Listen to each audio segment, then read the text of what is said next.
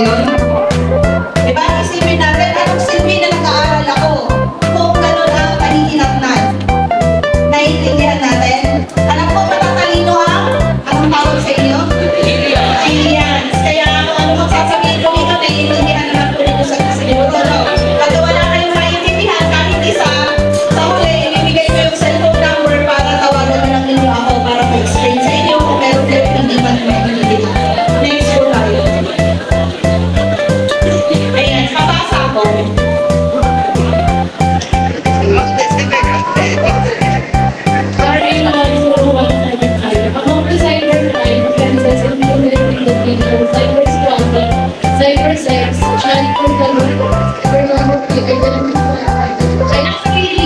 Sa Facebook, 34 million, 47 million ang Facebook users. Based po ito noong 2013. So, ibig sabihin, ilang years na yung nakaraan, baka naging triple times 5 times 10 pa yung mga yan. Kasi kahit mga 12 years old, 10 years old, mga bata pa, basta marunong lang gumamit ng cellphone, may mga account na. Next po. Ayan, 9 out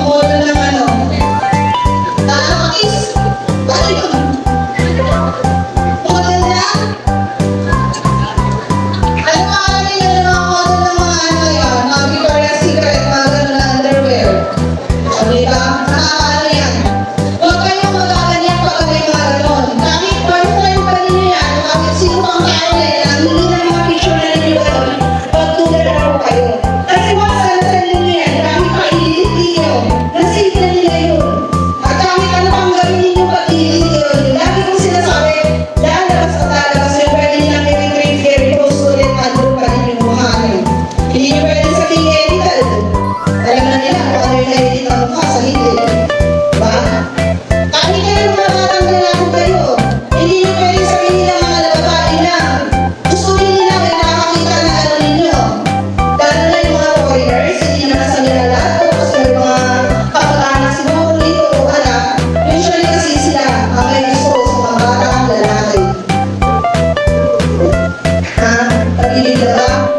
Totoo, baka mga kaibigan nyo, uy, picture natin yung sa'yo, tingnan natin kung sino mas malaki, mas maliit. Yun pala, ibibigay sa kakilala, babayaran ng manlibo. Tapos kinabukasan, nililibig ka na, o, at saka, kayo, maliit lang yun, matalo lang yun, makawala ka sa sanglaan. O, kasi kaya yun sa picture, bibigay mo. Huwag na huwag yung gagawin yun. Kaibigan nyo, baka ngayon nagsisitaan, pwede ba ako kakitaan nyo? Pupunta ako ng CR, nagagawin ako ng video, baka ganun gagawin nyo. Huwag na, baka kaya namin kinukuso sa inyo para huwag inyong gawin. Baka na lang magkakaroon kayo ng idea na gagawin nyo. Hindi pwede. Magkakaroon kayo ng kaso, anong silbi ng pag-aaral, ulit-ulit ito, pakakatahan nyo, o meron kayong kaso, saan kayo pupunutin? Sa kulungan, kung kayo magturo, kung kayo mag-ano.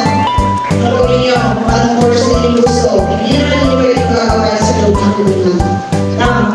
Next po tayo. Since version, yun nga.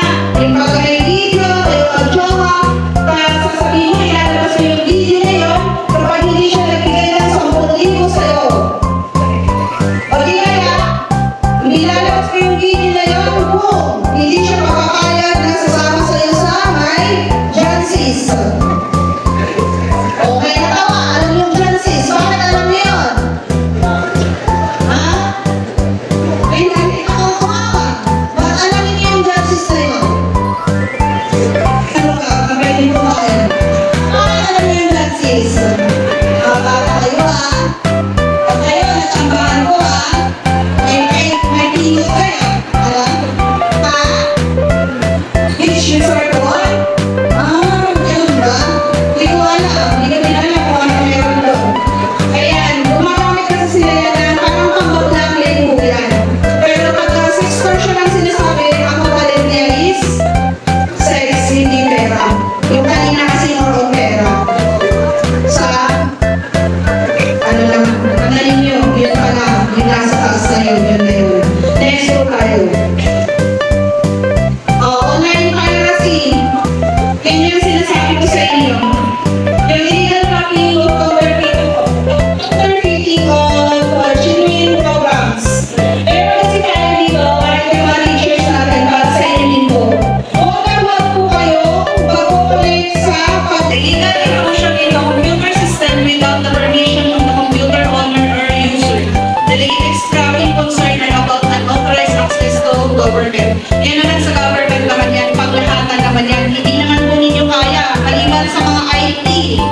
Mga IT para gumawa na alubuhan. May IT po ba dito? Wala. Talagang dyan. Ayan, online illegal gambling, nabanggit na natin. O, tigil-tigilan na ninyo. Baka yung pang-tuition nyo, dyan mapunta. Maging ting-ting na kayo, wala na kayong pangkain.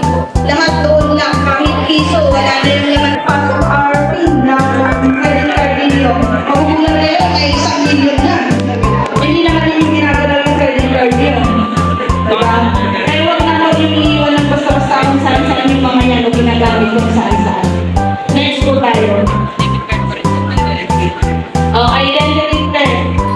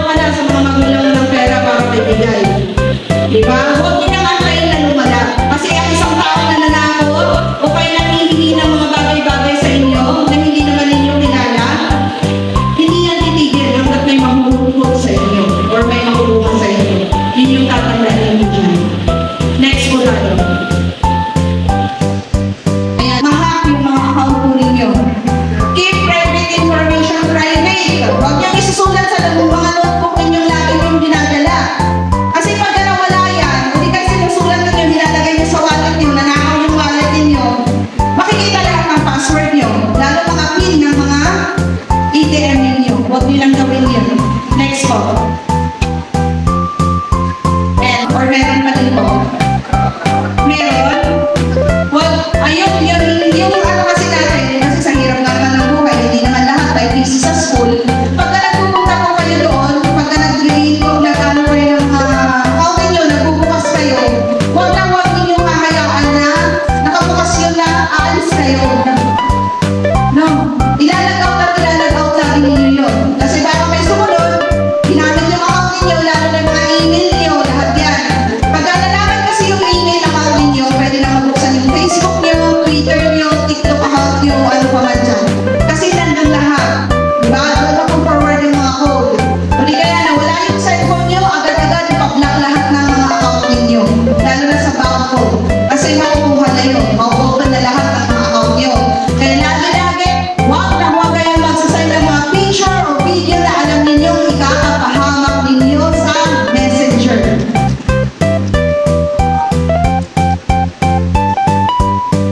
Next tayo. Do business with reputable vendors. Yun na yung sinasabi ko sa inyo. Public Wi-Fi, huwag na po kayong as much as possible, huwag na.